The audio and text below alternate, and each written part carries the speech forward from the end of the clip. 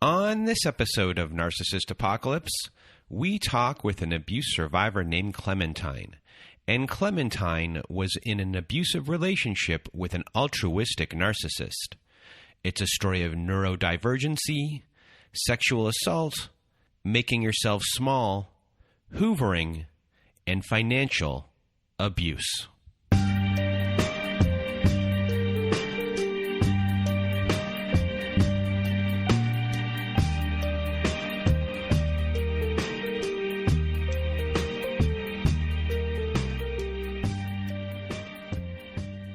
Welcome to Narcissist Apocalypse, everyone. I am Brandon Chadwick, and with me today we have Clementine. How are you? I'm doing fantastic. Thank you. Well, thank you for being here with us today. And if you want to be a guest on our show like Clementine is, please do go to our website at narcissistapocalypse.com. Top of the page, there's a button that says guest form. Click on that button. It takes you to our guest form page. Either send us an email at narcissistapocalypse@gmail.com after you read all of our instructions, or fill out our guest form page and press the submit button. And today, Clementine is going to tell her story. And it's not an easy story to hear. We discuss, so there's a big trigger warning here. We discuss sexual assault. We also discuss a couple of suicide attempts as well in this episode. So please be aware of that. There's a big trigger warning for that. And Clementine will also be discussing her neurodivergency and how all of this plays into everything and how her abuser was able to get away with a lot of things. So I really just want to thank Clementine for being here. And now, without further ado, Clementine, the floor is now yours. Well, thank you. Thank you for giving me the opportunity to hopefully maybe help others that have experienced the same type of abuse in their own lives, and perhaps give some hope, because there is hope at the end of this story that I definitely want to share, and it has been a very long journey. I first would like to just start out maybe giving some prehistory of what my life was like as a young child and bringing us forward to the future, which somewhat just intertwines the entire experience. As well as discuss the neurodivergent aspect and how so many of us neurodivergent, and I'll explain more about that later, makes us more susceptible to abuse, and especially from narcissists. So I was born into a very abusive family, mother who was highly abusive, who ended up leaving me in a hospital without my biological father knowing, and which led me eventually being put into an orphanage. And during that time, my biological parents would bring me back and forth to the home and back into the orphanage for a period of several years before I was finally adopted by a really amazing family. So early on, during that first 3-year period, as you know, even doctors or scientists have shown, the attachment disorders were already in place at that point. And the abandoning and the bringing back and being on good behaviors and not maybe good behaviors as a baby kind of set the groundwork for what was going to happen later as far as the attachment and anxiety disorders that we see so often in us as abuse survivors, and especially from narcissists. So following being adopted into the family, I had a fairly, what I would say, somewhat idyllic childhood. I went to good schools. I was an undiagnosed autistic child at that point. And so there was a lot of things that were happening.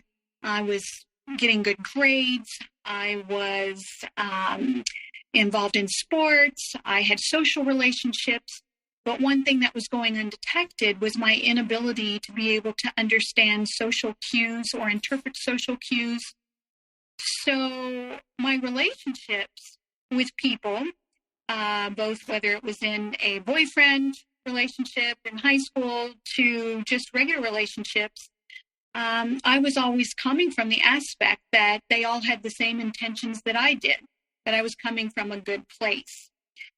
And so that, paired with being in a religious household of turn the other cheek, sticks and stones can't hurt your, what is it? What is it? Sticks and stones will break my bones, but names will never hurt me. Correct. There we go. So it's kind of established that, we're being raised as that words can't hurt us. Abusive words and terms cannot harm us, which we know now from a psychological, standpoint, that is just not true. They can be highly damaging. So I kind of just navigated my way through what I perceived as a really great childhood, and with parents who were loving and provided for me on through college, and then started in through, young adulthood.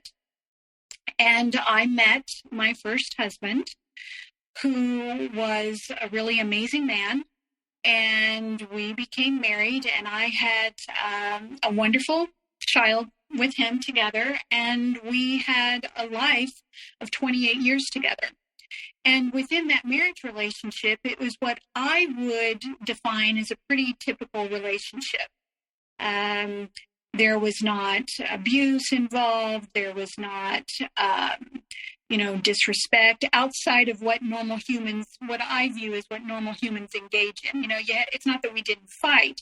It's just that we were not involved in the psychological games. It was, you're getting on my nerves, and, just having what I had seen growing up as a typical relationship.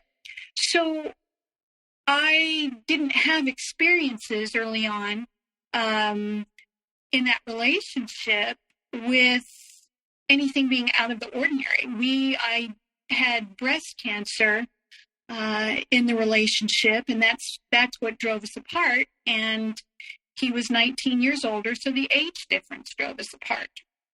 It wasn't abuse that drove us apart. It was those two things.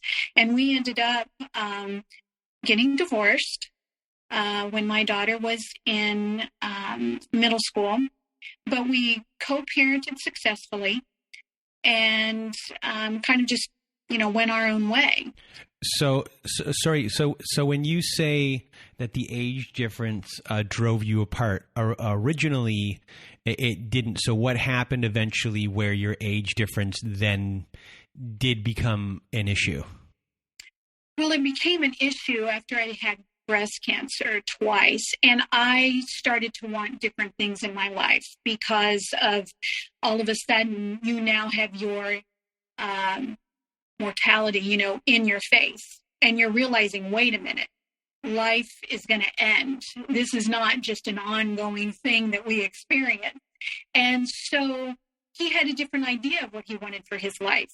He was highly successful in his career, and he was very content with that social type of environment we lived, in a nice home. We had, the country club, playing golf.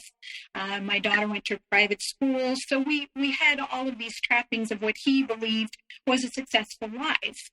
And I wanted something different. So I guess the best way to explain that would be he was later on in his life, and he was just content the way it was. This is, yes, in his mind, this is retirement to me, and this is what I want to do with the rest of my life at this specific age. And you yourself were much younger, and you were like, well, I still want to live, essentially. Yes. And especially after having breast cancer, it and the reconstruction, all the things that go along with that really did play into it. And we were able to have that conversation. And like I said, be able to successfully it's surprising. Most people don't understand it, but surprisingly without really any drama we were able to sever that marriage relationship, which really had become more of just a friendship at that point, and go find those things that we wanted in our own lives. He went on and had a romantic relationship with someone who was his age, and it was a great, I loved her. She was an amazing person. And I, went on to try to pursue what I wanted in my life. And that's when I met somebody my own age that I thought this was going to be a perfect scenario because we seemed to match. Everything just seemed to align. So before we get into discussing this person, after leaving this relationship, that was a very long relationship. You had a child with this person. Mm-hmm. You co-parent with this person. What are your belief systems? How are you feeling about yourself at this point? And do you know about your neurodivergency yet? And that aspect of things? Well, yes, I was aware of the neurodivergent diagnosis. And to be transparent as far as relationship, I wasn't looking for a relationship. I was not consciously thinking of what I wanted differently in the next relationship. I never ever put anything down. There was no type of thought process at all. And I think that may be where some of from this, neurodivergence and autistic standpoint is that it never crossed my mind to think about what I wanted. It just wasn't even part of my aspect because I just come through breast cancer. And so at that point, I'd had a full bilateral mastectomy and reconstruction. And it had been a very difficult process. And so I wasn't feeling very good about myself at that point. I had scars. I had gone through a lot of trauma physically. And I thought, how would I ever explain the scarring and the difference in the way I looked physically? Because even with reconstruction, you don't look as a woman the same as you do prior to surgery. And the whole aspect of that is different. And so for me, it was just like, well, nobody would probably want to, date somebody like that anyway. And I'm just not interested. I don't want anybody, kind of in my physical space at this point. So I wasn't really looking for that. And I just happened to run into somebody that started meeting some needs that I didn't know that I even had, that I never had identified. It took me years to identify what those were at the time. And it just kind of aligned and I fell into it. Let's put it that way. And so I met this person online who was the founder of a cancer organization. And we had a whole kind of community out there. And so that's how I first met this person who had this cancer organization, was the founder, and he approached me online to share my story about my cancer. And as many hundreds of others had done as well. And so at that point, I noticed that he was starting to call a lot, on the phone and want to talk. But it was always revolving around the cancer story. And he had told me, I was very aware that he had another relationship, that he was very serious with this person. And so it was long distance. I was living in one state and he was living in another state. So it was in my part very innocent. And I'm not realizing at what's happening to me at this point, which we'll talk about later as we talk about trauma bonds, love bombing, all those things that happen. But he started to call me multiple times a day and engaging me just in my life and asking me a lot of questions about my life. And to me, I thought this person really is interested in what's going on with me. And I shared enormous amounts of information because I felt trust, because he had had cancer, seemed to know so much and understood. And the type of cancer he had a prostate cancer as a young man, and we were exact same age. So I thought he's kind of getting the whole physical aspect of why there is some hesitancy to get in relationships. But he was in a successful relationship, so I thought there's hope for me too. And really feeling that support there. So as time went on, I went down to Austin, Texas, to participate in some of these Livestrong organization events, and he met me down there. But we were meeting a lot of people down there. It wasn't just for myself, but he said, "Hey, I'm going to be down there. Why don't we meet up?" And I thought, great, it'd be great to see you in person. And we did. And we simply, on this first meeting, we talked about our experiences, and he was just everything I thought he was on the phone. He was attentive, he was engaging, he was so just interested in everything I had to say, and very non-threatening. I totally trusted this person. And we had a great interaction, and decided that we would meet up to talk the next day. But then I was having some side effects from a surgery that I'd had just prior. And so I decided to go home early, and I left early the next day and went home. But we continued our phone conversations. And I then began to become quite attached, long distance. There had been no type of romantic inferences from him at all, or myself.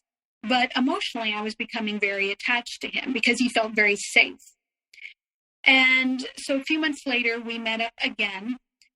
And this time is where the relationship then took a turn. And where my neurodivergence now is going to come into play here, and the autism that I do have. So we met. And we had previously discussed, I love astronomy. I am absolutely in love with the whole subject and looking at the stars. And he surprisingly was as well. He had the same interests as I did, as art, photography, everything that I couldn't believe, this person was so well matched. But we met up in Austin again, and he said, "Hey, let's go out into the country." He said, "You can really see the stars. There's no light pollution." He said, "I also want to show you," he said, "this graveyard." He said, "It's got all these old gravestones." He said, "It's really cool." And I thought, fantastic.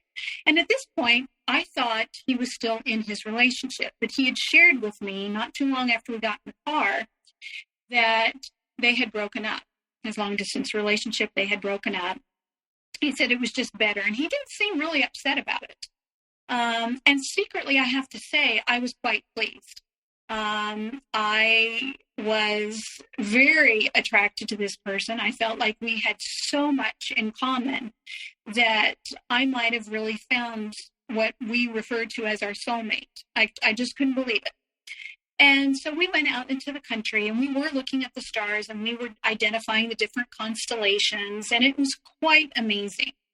And this person is highly intelligent, so there's that attraction from the intelligence standpoint.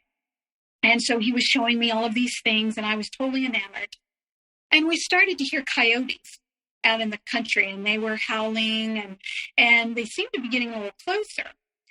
And there was a little bit of that, intrigueness of some being scared, but yet being, with somebody who you felt very safe with. And he put his arms around me and he kissed me. And it was just a very innocent, sweet, what you would consider romantic kiss. And that was essentially it. There was nothing that was improper about it. And I had no reason not to feel that this person wasn't safe. I felt, it was fine. So we decided we needed to get back. It was getting late. And we got back into his vehicle, and he reached over and kissed me again. And this is where things changed very quickly. All of a sudden, this person that I felt very safe with, and still felt safe at this point. So at this point, all of a sudden, after he had kissed me, he grabbed me and pulled me over to the driver's side of his vehicle and began to kiss me quite passionately. And I was not that I was totally resistant to that aspect of it. It just caught me off guard. And then all of a sudden, he began to try to unzip my jeans. And I pushed his hand away. And that's when the tone of voice of this person, as I look back on it now, I didn't recognize it at the time, but as I look back on it now, his tone of voice changed and he goes, "Stop." And I hesitated for a minute because at this point I'm starting to get confused. And being neurodivergent, there is this place where a depersonalization begins to come in, and you will freeze when you don't understand what is happening around you. That doesn't apply to everybody who is autistic. It just happens to be how I respond. And so he began to continue unzipping my jeans, and I pushed his hand away, and he again got very insistent, and he said, "Stop. Stop pushing my hand away." And I immediately stopped. And that is, at that point, I then was sexually assaulted in the vehicle. It became a very paralyzing moment and a moment of high confusion. People who are women who are autistic, the World Health Organization will show you that up to 30-40% more women who are autistic are sexually assaulted than those who are not. And the reason for that is because of our inability, and where we need more support, in being able to read those social cues and changes. It may be facial expressions or emotions or other behaviors of other people that maybe someone who's not can pick up on. It's not always why, but in my situation, becoming very confused about what had just happened, and because I had come from a relationship prior, a 28-year relationship prior, that I was coming from a good place. I thought, well, maybe this is just something different that people do, and they're more age appropriate, and there's chemistry there. Maybe this is just what they do, because he acted so normal after it was all over. And I thought maybe I took it wrong. I thought, well, maybe this is what you do, when you're in a romantic relationship, and maybe I'm just overreacting, because he acted normal and he said, "Oh, I'll see," and he kissed me goodnight and he said, "I'll see you tomorrow." And I'm left in a state of confusion about what's just happened. Am I making too big of a deal of it? Maybe I'm not. Maybe I caused it. So there's this whole process that you can't quite, because there was no violence involved, right? There's not any visible violence. You've not been pinned down. You've not been beat up like what we think of the scary rapist around the corner in the dark alley. None of those things have happened. And so there's this real kind of just compartmentalizing that happens. And you go, well, okay, maybe that's just what it is. And then you just leave it. The next morning, you meet up. I met up with this person, and he took me out for breakfast, and he said, "Hey, I'll be talking to you later, and let's see when we get together again." And that was it. So at that point, I just kind of went on and decided that it was just me misinterpreting everything that had happened, and I'm just going to put it over into this box over here and forget about it. From that point on, though, very quickly, we had moved on into what I thought was a relationship, but it really wasn't a relationship. It was him. At that point, I never saw the man that I met before the sexual assault. I never saw that man again. Somebody else showed up. It was the narcissist showed up. And that's who I had for the next in the relationship the next 8 years, and then post-discard after that, a total of 12 years. But I was now trauma bonded. I now was not being able to process what was happening, and thinking that maybe if I just behave a certain way again, that guy will show up again, because I don't recognize this person and I'm not sure what to do.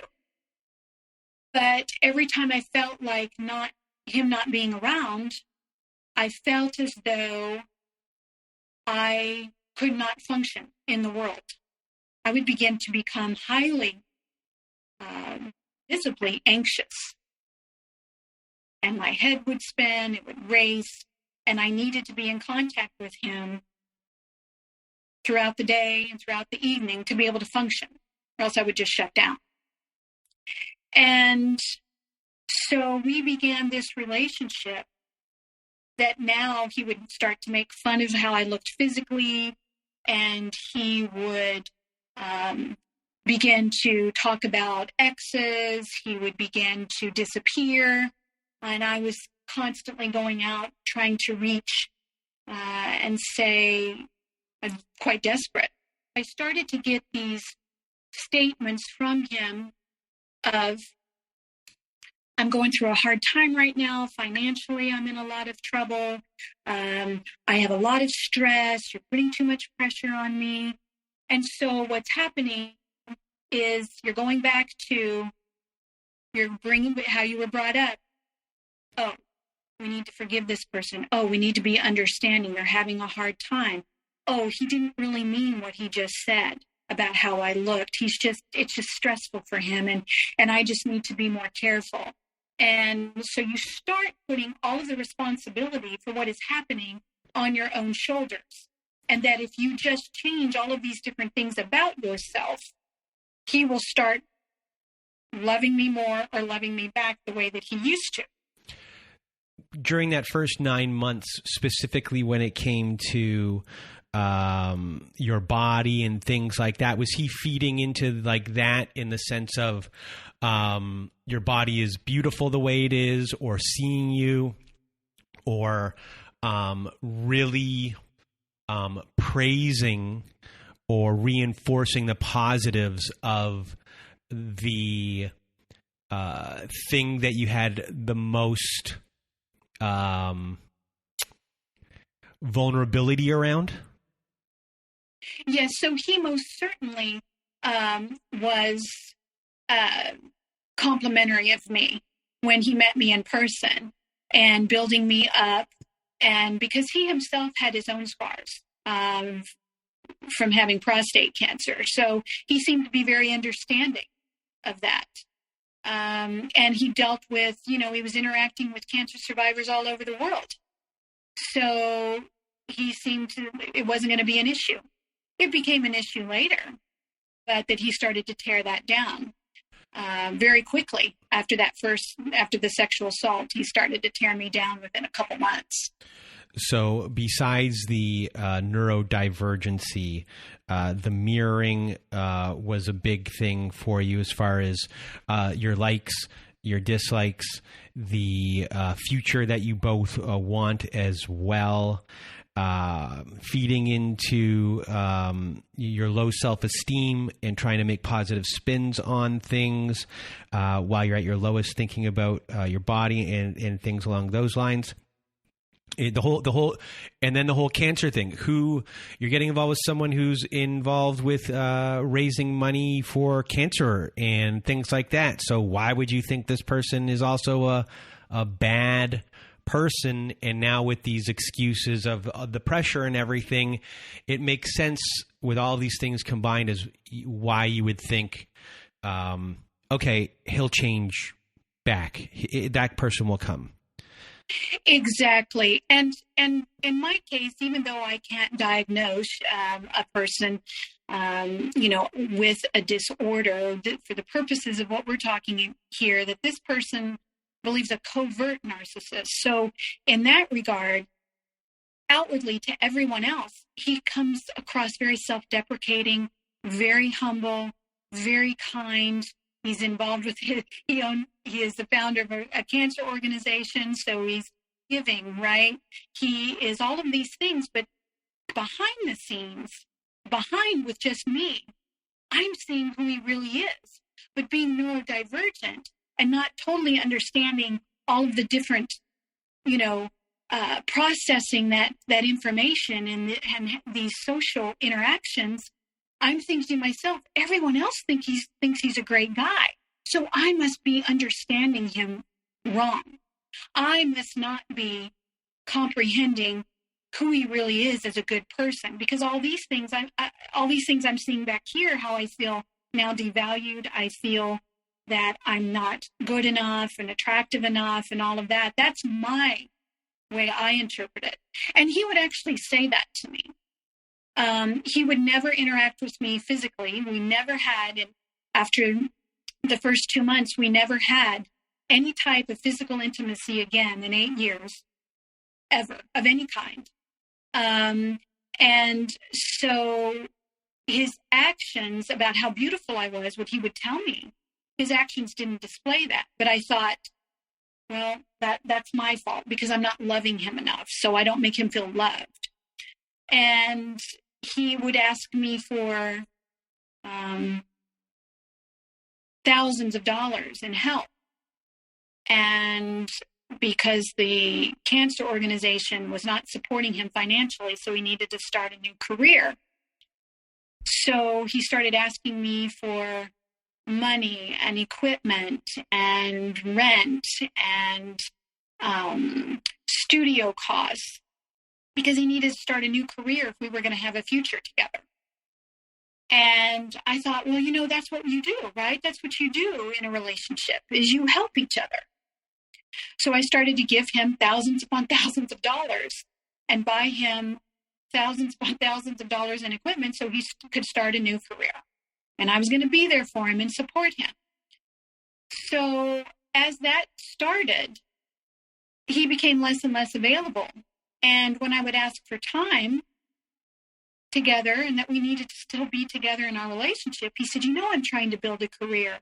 I don't have time for this. I have to do this, or I'm going to be financially, out on the street. So then I would feel guilty about asking for, just like we call it, the bare minimum of just seeing each other. So I tried to be the understanding, partner. Okay, what can I do to help him? I need to be more quiet. And I started to make myself smaller and smaller and quit verbalizing the needs I had in the relationship, because I thought I was being too demanding. And so he began to become highly successful.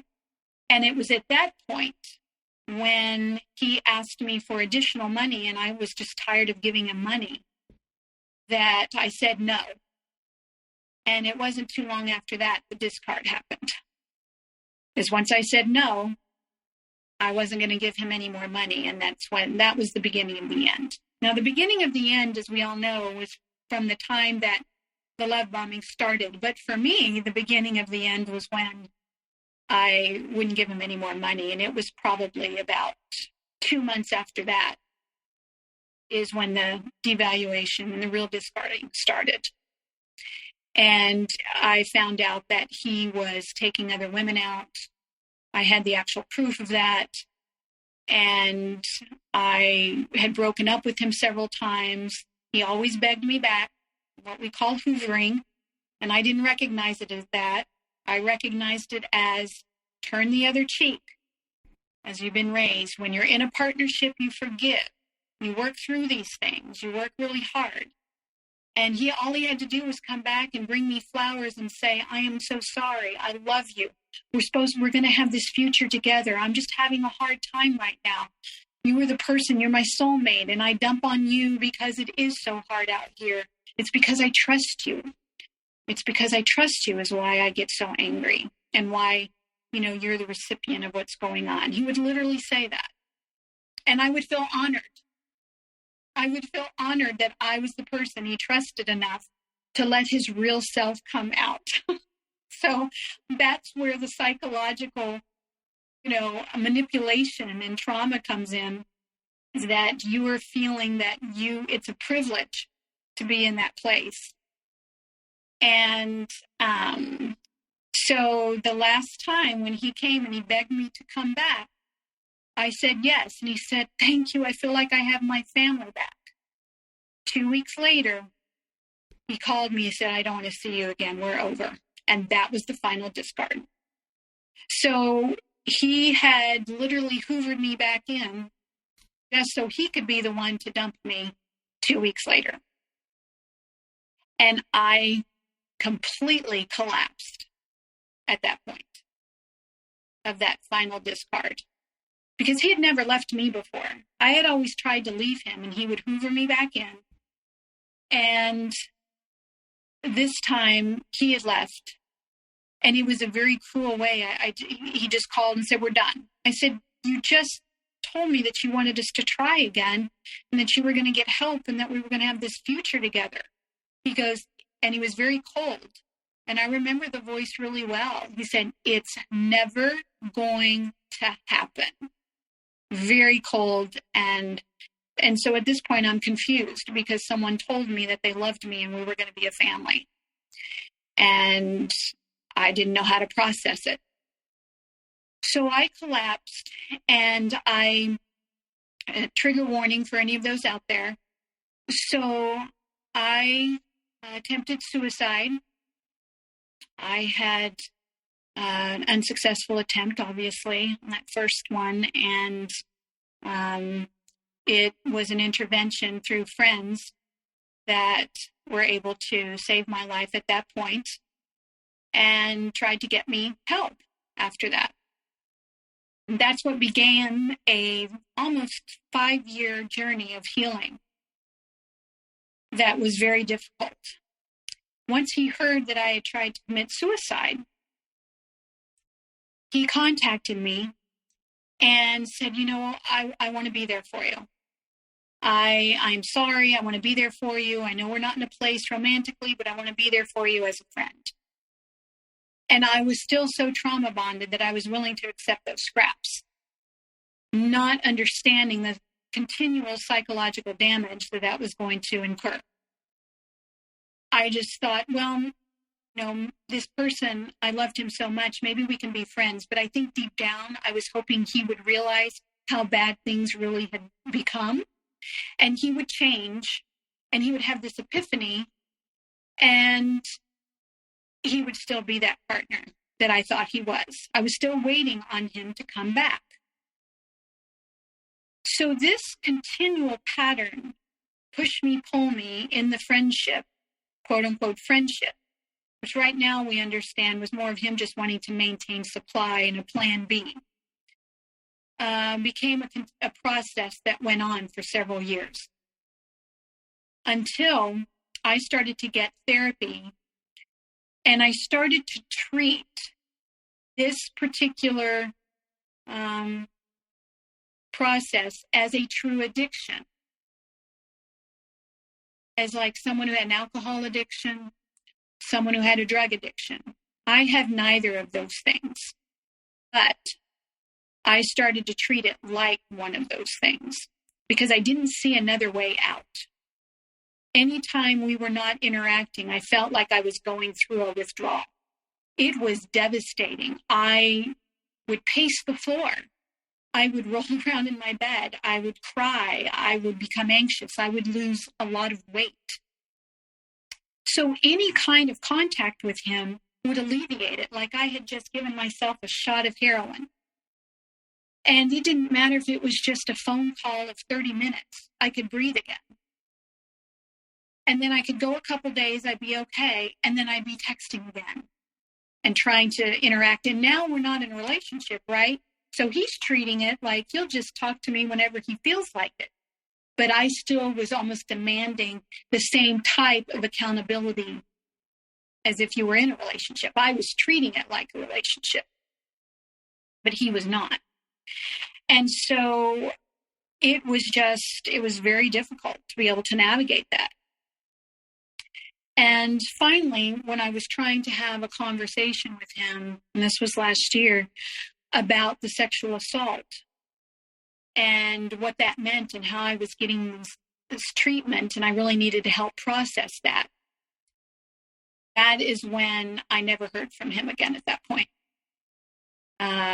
because he did not want to have that conversation. And so I did. I attempted suicide again, and I decided to go into a treatment program to treat this as an addiction and go through the cognitive-based therapies and other therapies, because I just couldn't live this way anymore. And I had to start really focusing on me. This was no longer about my abuser. This was about me. What is it that I needed to learn about myself so that I could start having the life that I deserved? And I think that's the one thing that may be left out of the conversation sometimes, that we hear it, but we don't really grasp it, is that you do need to learn about narcissists, and you do need to learn about the abuse and who those people are. But until you get to the point that you begin to flip that conversation about what is it about me that I can start building myself up so those kind of people cannot cross my boundaries ever again, that it really makes a difference and the healing can really start. So now that you're in this place, what would be your words of wisdom and advice for everyone listening? For me, what I would say is that you're going to start going through that process and you're going to feel like there is absolutely no hope. And I would have been in that same position. I was in that same position for several years. And if you do the work, and it is hard, you have to do it whether you feel like it or not. You've got to just go with the feelings. You've got to let yourself experience the loss. Understand that this is something that was done to you from a very disordered, abusive person, that you didn't do anything to cause it. Who you are inside allowed that person to prey on you, but that you have to get really serious about what it is that you deserve to have a life free of this kind of trauma and this abuse. And so building your self-esteem, surrounding yourself with people that truly love you, surrounding yourself and reading and like podcasts like this that reinforce the same experiences, because you see the patterns. If you hear it enough, you'll begin to realize these are patterns that most all of us experience. And so surround yourself with people that can validate your experience and can validate who you are. And that there is hope to have love again, even if it's just with yourself. That's what matters. And that you can move on from that and have value in the world and begin to experience the happiness and the joy that each one of us as human beings deserve to have. Well, Clementine, I really want to thank you for sharing your story with us today. It's not easy what you did today. You talked about some very difficult things, traumatic things. It's not easy to go back into your past and discuss these things. So I really want to thank you for doing that for us and sharing with our community today. Thank you for having me. Well, thank you once again, Clementine. And if you want to be a guest on our show like Clementine was today, please do go to our website at narcissistapocalypse.com. Top of the page, there's a button that says guest form. Click on that button, read all of our instructions, and send us an email at narcissistapocalypse@gmail.com, or just fill out our form page and press the submit button. And also at our website, we have a support group, our very own safe social network. So if you click on the support group button at narcissistapocalypse.com, it takes you to our very own safe social network. And there we have forum boards that you can post on. People answer. We have our own Zoom meetings every Wednesday night, Saturday night, and Thursday afternoon. We have episodes that never made it to air. We have follow-up episodes with former guests, and we also have ad-free episodes. And if you just want to support our show, join our support group. We cannot thank you enough. And if you need even more support, please do go visit our friends at domesticshelters.org. And at domesticshelters.org, you can access an extensive library of articles and resources that can help you make sense of what you are experiencing. And you can connect with local resources like shelters that can help you find ways to heal and move forward. So please do visit our friends at domesticshelters.org. And that is it for our episode. So for myself and Clementine, we hope you have a good night.